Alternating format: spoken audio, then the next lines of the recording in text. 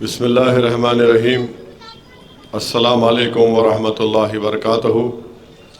मुअज़्ज़िज़ हाज़रीन कराम, बुज़ुर्गान क़ौम और मिल्लत,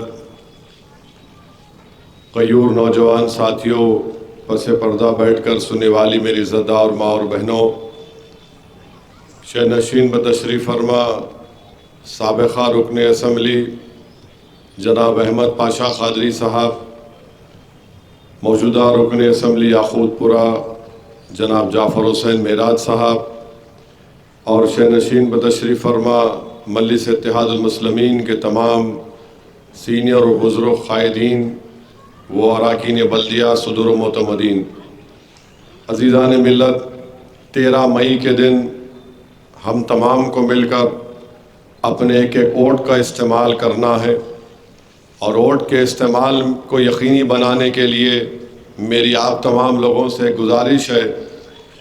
मैंने अपने मजलिस के रुफ़क़ाओं से भी, अराकीन से भी कहा कि ख़ास तौर से नौजवानों को ये ज़िम्मेदारी लेना है अपने घर की, अपने महल्ले की, कि वो एक 5 घर की ज़िम्मेदारी ले लें और उनके ज़िम्मे ये होना चाहिए कि वो इन 5 घर के अवाम को पोलिंग बूथ जाने की तरग़ीब देते रहेंगे।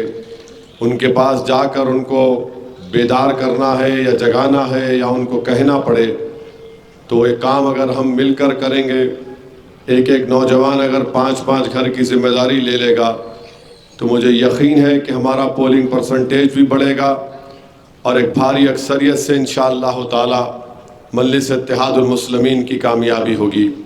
दूसरी बात जो मैं आपके सामने अहम है अर्ज़ करना चाह रहा हूँ, वो ये है कि 13 तारीख़ के दिन जब आप पोलिंग बूथ को जाएंगे तो वहाँ पर जाने के बाद आप अपना आईडी कार्ड दिखाएंगे। फिर जब आपको मशीन के ऊपर बटन दबाएंगे तो बटन को उस वक्त तक दबा के रखिए जब तक आवाज़ नहीं आती एक टी बोल के।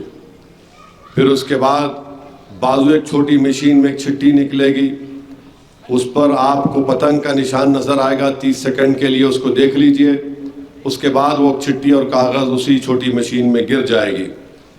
तीसरी बात यह है कि बहुत से लोग मुझे बता रहे हैं कि बाज़ हज़रात ये फ़ैसला करने जा रहे हैं कि हम 13 तारीख़ के दिन हम फार्म हाउस को जाएंगे और वहाँ पर जाकर मस्ती करेंगे। तो मैं उनसे कहना ये चाह रहा हूँ कि भाई अगर आप फार्म हाउस चले जाएंगे और उनका बोलना यह भी है कि अरे भाई हमारे 3-4 वोट से क्या होता, मजलिस तो जीतने वाली है, मैं उनसे ये अर्ज़ करना चाह रहा हूँ। और जो लोग ये भी फ़ैसला कर रहे हैं कि भाई हफ्ते के दिन 11 तारीख़ है और 11 के दिन 5 बजे इंतखाबी मुहिम का अख्ताम होगा, 12 को इतवार है और 13 को पीर है, तो हम 3 दिन की छुट्टी मनाएंगे। मेरे भाई, यकीनन मजलिस की कामयाबी हैदराबाद पार्लिमानी हल्के से होगी इंशाअल्लाह ताला, मगर अगर आप अपने वोट का इस्तेमाल नहीं करेंगे तो आप क्या पैगाम दे रहे हैं? आप क्या पैगाम दे रहे हैं उन ताकतों को जो इस मुल्क को हमेशा के लिए बदलना चाहते हैं?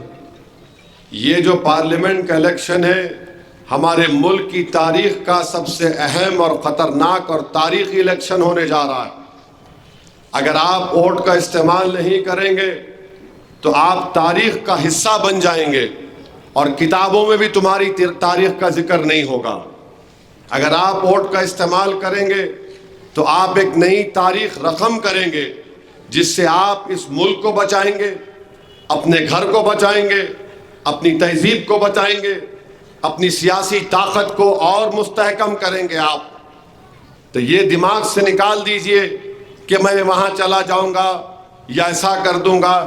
और याद रखिए, अगर कल तुम्हारे सामने और हमारे सामने बिल्किस बानो आ जाए और तुम वोट नहीं डालोगे तो बिल्किस बानो यही समझेगी कि तुमने वोट मोदी के खिलाफ इस्तेमाल नहीं किया, उस मोदी हुकूमत के खिलाफ तुमने वोट इस्तेमाल नहीं किया जिसने मेरी इज्जत लूटने वालों को, जिसने मैं हामिला थी मेरी इज्जत लूटी, मेरे सामने मेरी 3 साल की बेटी का कत्ल कर दिया, मेरी माँ और मेरे रिश्तेदारों की अस्मतेजी करके उनको कत्ल कर दिया।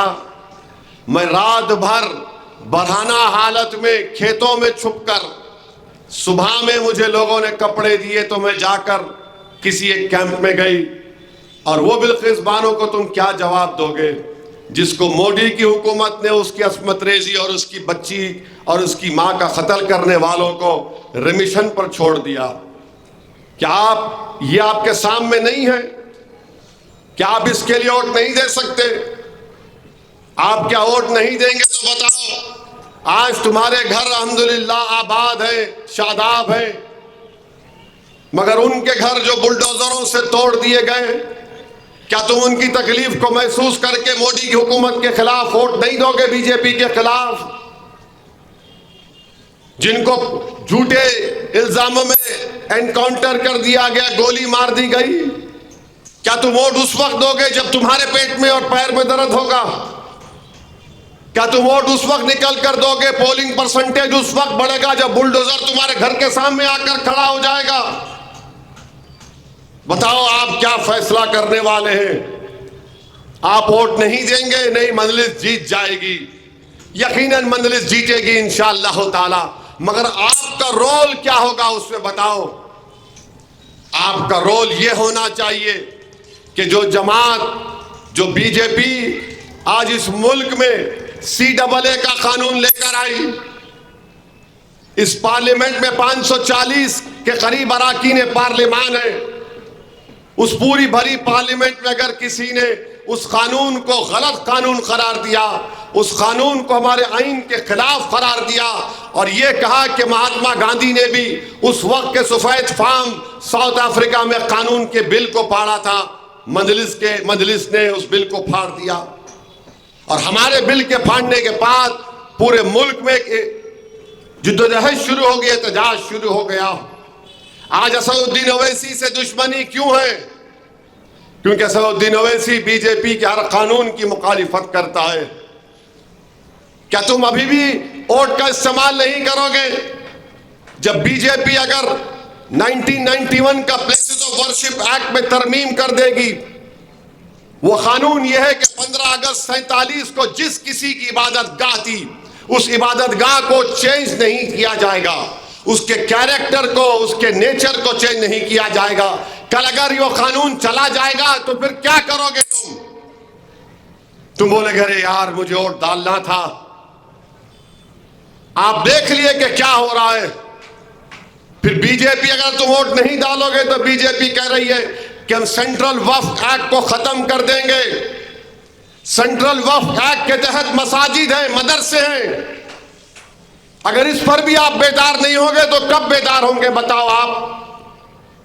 बीजेपी कह रही है कि एक सिविल कोड लेकर आएंगे और आप बोलेंगे नहीं 40% वोट काफी है या खुदपुरे के लिए।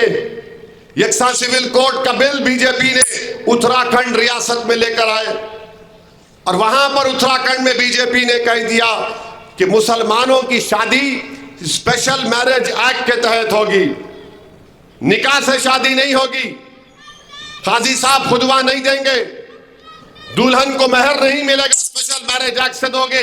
अब भी वोट नहीं डालोगे आप, बोलेंगे मैं फार्म हाउस चले जाऊंगा। अरे क्या है, छोड़ो यार, लोग सब एक ही ऐसे है। अरे कौन लड़ रहा आपके लिए पार्लियामेंट में बताओ? दूसरे भी तो है ना, मगर उनकी गाड़ी पर गोलियां नहीं चलाई जाती, हमारी गाड़ी पर गोलियां चलाई जाती हैं। दूसरे भी हैं मगर रोज किसी को जान से मारने की धमकी नहीं दी जाती। मेरे अजीज दोस्तों और बुजुर्गों, सुना नहीं आपने कि मुल्क के वजीर आजम ने क्या कह दिया? उन्होंने कह दिया कि भारत की मुस्लिम अक़लियत घुसपैठी है, घुसपैठी है। हमारी बेटियां, हमारी माएं ज्यादा बच्चों को पैदा करती, झूठा इल्जाम लगा दिया और कह दिया कि हमारे हिंदू बहनों के गले से मंगलसूत्र निकालकर मुसलमानों को दे दिया जाएगा। अब भी बेदार नहीं होंगे आप? नहीं नहीं, 4 वोट नहीं पड़े तो क्या होता, मेरी जमात तो जीतेगी, मैं दुआ कर दूंगा रात में उसके लिए। तुम उस पर भी नहीं उठोगे कि मोदी कह रहा है जिहादी। किसको कह रहा है मोदी जिहादी? मोदी जिहादी किसको कह रहा है बताओ? इशारा असदुद्दीन ओवैसी की तरफ है। मगर आप बेदार नहीं होंगे क्या? आप बेदार कब होंगे फिर? क्या जब शोर क़यामत होगा, जब सूर फूंका जाएगा, जब बेदार होंगे आप? अरे खुदा की कुदरत पुकार पुकार कर कह रही है, अगर आपके पास एक जिंदा दिल है, जो आपके पास है, सोचने समझने की सलाहियत आपके पास है, तो कह रही है कि देखो ये जो बीजेपी की उम्मीदवार है वो एक इबादतगाह की तरफ तीर फेंकने का इशारा कर रही है, उस पर भी बेदार नहीं होंगे आप? नहीं, 40% वोट परसेंटेज काफी है मेरा। अरे मेरे लिए नहीं, अपने लिए बेदार हो जाओ। मैं अहम नहीं हूं, आपका मुस्तकबिल अहम है, वतन अहम है, हैदराबाद अहम है, हैदराबाद का चैन सुकून अमन अहम है, इबादत गाहें अहम है, हमारी तहजीब अहम है, हमारी शनाख्त अहम है, हमारा वजूद बाकी नहीं रहेगा। फिर कब उठोगे तुम? मेरे अजीज दोस्तों और बुजुर्गों, ये उठने का वक्त है। सब चीजों को बाजू रखिए। सिर्फ हैदराबाद से मजलिस को कामयाब नहीं करना है, बल्कि इन तमाम चीजों पर नजर रखकर वोट देना है मजलिस के लिए। हिजाब का खतरा है। बीजेपी के उम्मीदवार कहती है कि हिजाब क्यों? हिजाब को रोक दिया जा रहा है। मेरे अजीज दोस्तों और बुजुर्गों, मेरी आपसे दवन गुजारिश है कि कोताही मत करिए, अपने वोट का इस्तेमाल करिए। और वजीर आजम ने जो भाषण दिया है, तकरीर की है, इतने लोगों को तकलीफ है। क्या वो रिकॉर्डिंग प्ले कर सकते? लगाओ, सुनाओ जरा क्या बोले, सुनो नरेंद्र मोदी। क्योंकि मैं जब तकरीर में कह रहा हूं तो मजलिस के मुखालिफिन बोल रहे, शुरू हो गए नु जज्बात में लेकर आ रहे। अरे तुम बहरे होंगे, तुम अपना जमीर बेच दिए होंगे बीजेपी के दफ्तर पर, मगर अगर कोई वजीर आजम इस तरह से 130 करोड़ जनता का वजीर आजम, अवाम का वजीर आजम ये कह रहा, लगाओ मियां लगाओ, सुनाओ। और पहले जब उनकी सरकार थी उन्होंने कहा था कि देश की संपत्ति पर पहला अधिकार मुसलमानों का है। इसका मतलब ये संपत्ति इकट्ठी करके किसको बांटेंगे? जिनके ज्यादा बच्चे हैं उनको बांटेंगे, घुसपैठियों को बांटेंगे। क्या आपकी मेहनत की कमाई का पैसा घुसपैठियों को दिया जाएगा? ये कांग्रेस का मैनिफेस्टो कह रहा है कि वो माता और बहनों का सोने का हिसाब करेंगे, उसकी जड़ती करेंगे, जानकारी लेंगे और फिर उस संपत्ति को बांट देंगे और उनको बांटेंगे जिनको मनमोहन सिंह जी की सरकार ने कहा था कि संपत्ति पर पहला अधिकार मुसलमानों का है। भाइयों बहनों, ये अरबन नक्सल की सोच, मेरी माताओं बहनों, ये आपका मंगल सूत्र भी बचने नहीं देंगे, यहां तक जाएंगे मैं कहने गया। अब ये सुन लिया आपने, ये इनकी आवाज है, मेरी आवाज नहीं है। ये कोई एआई टेक्नोलॉजी से आवाज नहीं बन रही है, ओरिजिनल आवाज है। नरेंद्र मोदी कह रहे हैं कि हम घुसपैठी है। कल अगर CAA NPR NRC होगा तो घुसपैठी के नाम पर लिस्ट लगा दी जाएगी। आपको इस इलेक्शन में अपना वोट का पूरा इस्तेमाल करना है। आप बताइए, आप घुसपैठी हैं? आप लोग आप घुसपैठी हैं? आप लोग आप इस शहर, इस मुल्क के अव्वल दर्जे के शहरी है नहीं आप लोग क्या हम पाकिस्तान से आए, बर्मा से आए, अफगानिस्तान से आए, श्रीलंका से आए, कहां से आए? हम यहीं के हैं। वजीर आजम बोल रहे घुसपैठी और बोल रहे कि हिंदू बहनों के गले से मंगलसूत्र उतार कर हमको दिया जाएगा। नरेंद्र मोदी, हम गरीब जरूर हैं मगर हम गयूर भी हैं। हम किसी से गले का छीन कर अपने घर में अपना चिराग नहीं जलाते, बल्कि हम अपना घर जलाकर किसी का घर रोशन करने वालों का नाम हैदराबाद के गयूर पार्लिमानी हल्का में रहने वालों का नाम है। आप बोल रहे एक वजीर आजम की जबान है, ये एक वजीर आजम की जबान है। 17 करोड़ मुस्लिम अकलियत को कह रहा है घुसपैठी, कह रहा है कि बच्चे बहुत पैदा करते। नरेंद्र मोदी आपके 6 भाई हैं, आपके पप्पा ने 6 पैदा किए, अमित शाह के पप्पा ने 6 बेटियां पैदा की, गोलवालकर के पप्पा ने 11 पैदा किए और असदुद्दीन ओवैसी ने 6 पैदा किए। अल्लाह के फजल करम से अल्हम्दुलिल्लाह।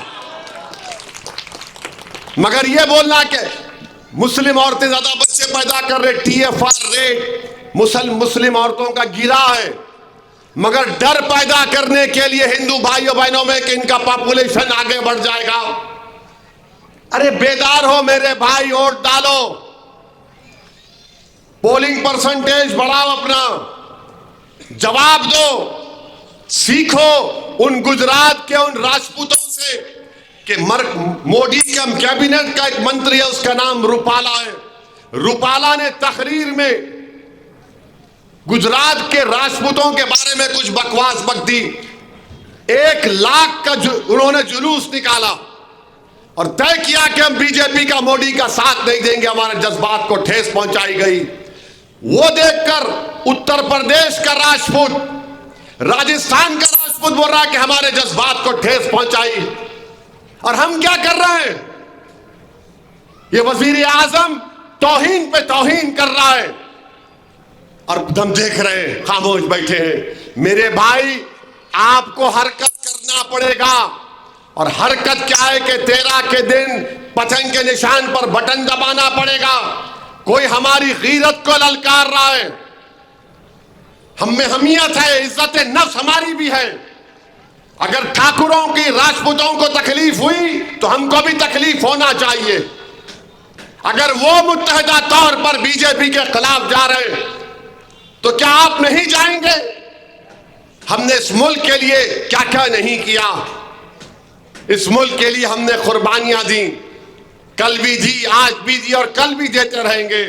मगर अगर इस मुल्क का वजीर आजम हमको इस तरह की जबान इस्तेमाल करेगा तो मेरे भाई, ये आपकी और हमारी इज्जत नफ्स को ललकार रहा है। वजीर आजम हमारी हमियत को ललकार रहा है। और अगर कोई ललकारता है तो फिर आपको 13 तारीख के दिन मुत्तहिदा अपने के कोर्ट का इस्तेमाल करना पड़ेगा।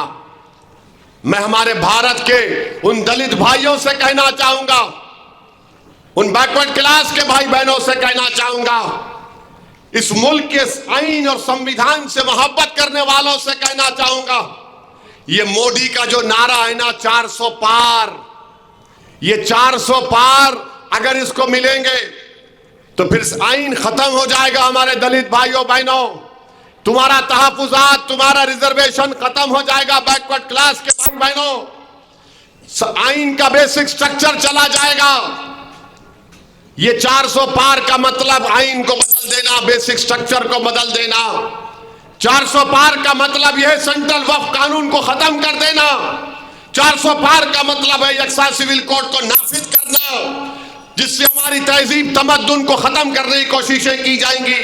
400 पार का मतलब यह है कि वो कानून जिसके तहत हर एक की इबादत गाह का तहफ्फुज होगा जो 15 अगस्त 47 को थी। सोचो फिर आप क्या करेंगे। आज आपके पास एक मौका है कि हम 13 तारीख के दिन अपने वोट का इस्तेमाल करें और मजलिस इत्तेहादुल मुस्लिमीन के उम्मीदवार को कामयाब करें। बल्कि जहां कहीं भी अब पोलिंग होगी, आप मुत्तहिदा वोट का इस्तेमाल करो, इस मुल्क को बचा लो। जो हमारी इज्जत को ललकारता है, जो हमारी मां और बहनों की तौहीन करता है, अरे तुम वजीर आजम बनने के लायक नहीं हो नरेंद्र मोदी, और इंशाअल्लाह ताला अल्लाह ने चाहा तो तुम दोबारा इस मुल्क के वजीर आजम नहीं बनोगे। इंशाअल्लाह ताला नहीं बनोगे इंशाअल्लाह ताला। जहां कहीं भी मोदी जा रहे, जहां कहीं भी जा रहे, यही जबान इस्तेमाल कर रहे हैं। Model code of conduct, Modi ने कहा कि no model code of conduct for me it is Modi code of conduct. बस मैं इसके तहत सबको बोलता रहूंगा, जो मन में आया बोलूंगा। रिजर्वेशन खत्म कर देंगे। पूछो जाकर उन गरीब की बच्ची जो मेडिसिन कर रही है, रिजर्वेशन किसको मिला? पूछो जाकर उस ऑटो वाले के बच्चे को जिसको गवर्नमेंट के इंजीनियरिंग कॉलेज में पढ़ रहा है। पूछो जाकर उस गरीब के घराने में जिनकी बच्चियों को नर्स बन रहे, टीचर बन रहे।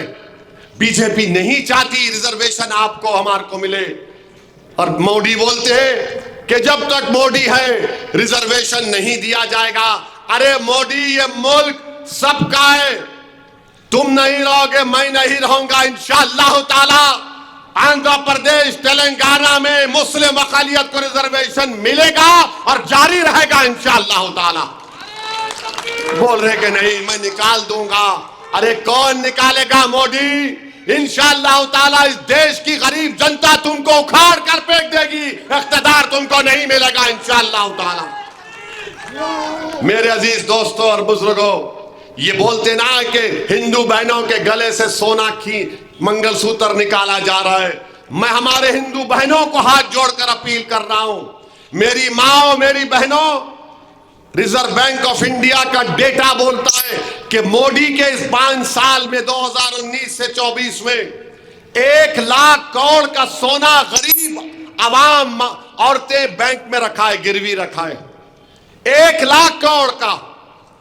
और सोना जब रखाती है कोई औरत, उसके सीने पर पत्थर होता है, क्योंकि वो सोना उसकी बेटी की शादी के लिए रखती है।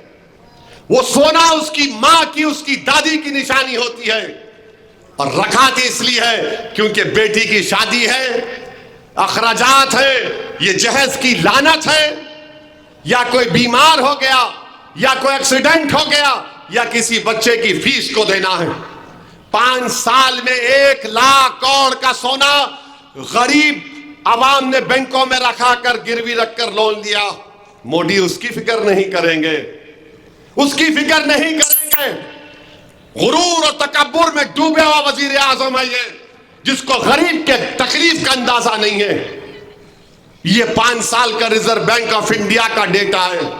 मेरे अजीज दोस्तों और बुजुर्गों, फिर ये लोग बोलते, बीजेपी के लोग, कि मजलिस शहर के लिए, हैदराबाद के लिए कुछ नहीं करी। सुनो बीजेपी वालों, हमारे निशान का नाम लेकर काट देंगे। याद रखो, पतंग जब हम पिलाते हैं तो हम या तो ढील से दूसरे की पतंग काटते या खींच कर।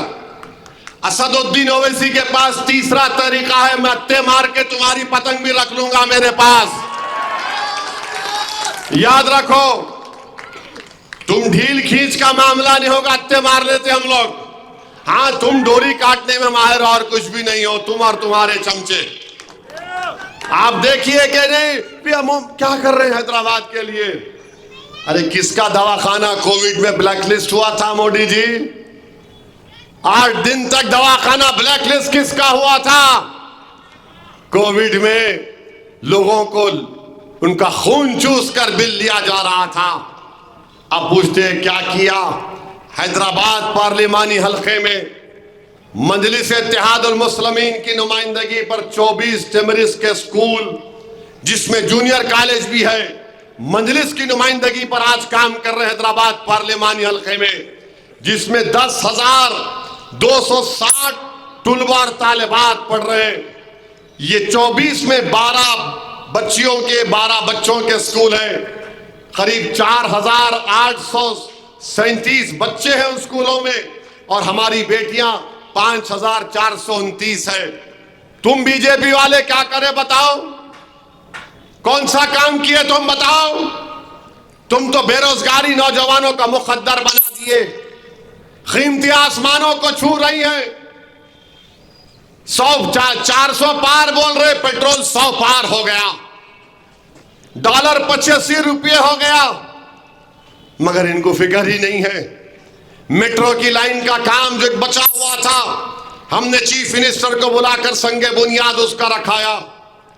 उसमें 2000 करोड़ का तो खाली जायदादों को हासिल करने के लिए 2000 करोड़ रुपए लगेंगे। अकबरुद्दीन ओवैसी ने चीफ मिनिस्टर से कहा कि एयरपोर्ट की लाइन आ रही नागौल से हैदराबाद के पार्लियामेंट के हल्के में 3 स्टेशन होने चाहिए।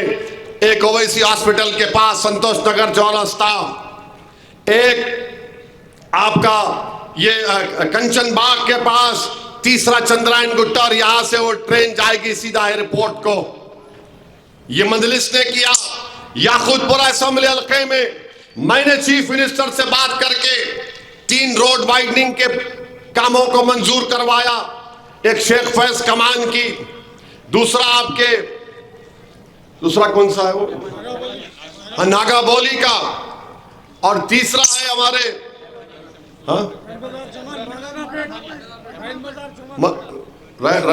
बड़े बाजार से मदरसे रहमानिया तक 300 करोड़ 210 करोड़ रुपए दिए गए और उसमें 500-600 करोड़ लगेंगे। ये रोड वाइडनिंग का काम मजलिस करा रही है और होना भी चाहिए। और मैं आपसे वादा कर रहा हूं, जो प्रजा पालना हुआ उस प्रजा पालना में मजलिस के लोग बैठकर पूरे फॉर्म भरे, दूसरे कोई नहीं दिखे, बाल खां कोई नहीं दिखे, मजलिस के लोग थे। इंशाअल्लाह ताला इलेक्शन के बाद वो 200 यूनिट का इलेक्ट्रिसिटी, 500 का सिलेंडर, वाइट रेशन कार्ड, घर, पेंशन पूरे मंजूर करवाएंगे मजलिस। मेरे अजीज दोस्तों और बुजुर्गों, अमित शाह आए थे, मोदी आए थे, वो क्या बोले, गले से मंगलसूत्र निकालेंगे। तो एक हमारे हैदराबाद के मजाया शायर थे, उनका नाम मोइन बंबू था, है अभी माशाल्लाह। तो मोइन बंबू किस पे बोले वो आप तय करना, मेरे से नहीं पूछना। इतना हैबत से देख रहा हमें तू, मोइन बंबू बोला मैं। तो मोइन बंबू ये बोले, काम होने के क्यों करने को जा रहे, काम नहीं होने के क्यों करने को जा रहे चिचा,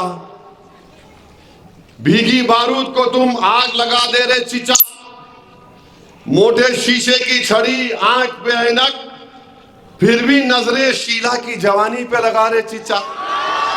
मैं नहीं बोला, मैंने बोला, मोइन बंबू बोले। अब इनका जवाब कैसा देंगे आप देखो। और फिर उसके बाद यहां पर अपने हैदराबाद के एक शायर है, हरी सिंह नाम है उनका, हरी सिंह नाम सुने, रज़ाक भाई नाम सुने हरी सिंह का, आप कैसे दिखते हो भी। तो हरी सिंह बोले, सुनो अब आप साथ देना, अम्मा बाबा को भूल गया हो रे, सास ससुरे में घुल गया हो रे, सारी जनता को हौला बना रहा, हिंदू मुसलमान को लड़ा रहा। अब ये जोर से सुनो, शादी करके जो रूह को भगाता, एनआरसी बोल के हमको डराता, बार बार बाहर का दौरा करता, जनता के पैसे बर्बाद करता, कातिल और जानियों को छोड़ता, बेगुनाहों को कैद करता, मंगलसूत्रों की झूठी अफवाह उड़ाता, गरीब लोगों का मजाक उड़ाता। जोर से बोलो जी, लोगों को तकलीफ देके खुश होता, चौकीदार बन के उछल रहा, अपनी औकात भूल गया। हौरे, अब 13 के दिन मैं नहीं बोलना हौरे कहाँ रे, जरा 13 के दिन पूरे बूथों में जाना, अपनी बेगम को, अपनी अम्मा को, बहन को, सबको साथ लेके जाएंगे नहीं लेके जाएंगे, जरा हाथा उठा के बोलो लेके जाएंगे नहीं जाएंगे। आसमानों पर क्या नजर आएगा 13 के दिन, हम लोग क्या करेंगे, और पतंग से अत्ते मारेंगे, डाल के ले ले ले ले अपने पास, खींच के उसको मिला के रख लेंगे अपने पास, दूसरे की पतंग को, ज्यादा नहीं सोचने का। मगर पोलिंग बूथ को जाइए, मजलिस को कामयाब करिए। अस्सलाम वालेकुम व रहमतुल्लाहि व बरकातहू।